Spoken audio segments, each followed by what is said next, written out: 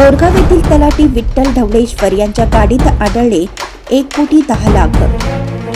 तलाठी यांच्या कारमध्ये 1,10,00,000 रुपये घेऊन जात असताना पोलिसांनी छापा टाकून रोख रक्कम जप्त केल्याची घटना बेळगाव जिल्ह्यातील रामदुर्ग तालुक्यातील हलगत्ती क्रॉस येथे घडली।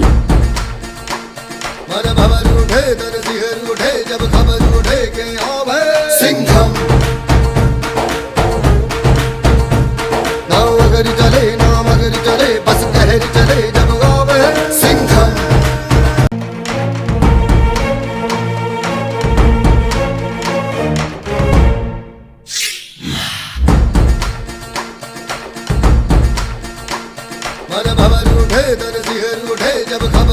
के अब है सिंघम।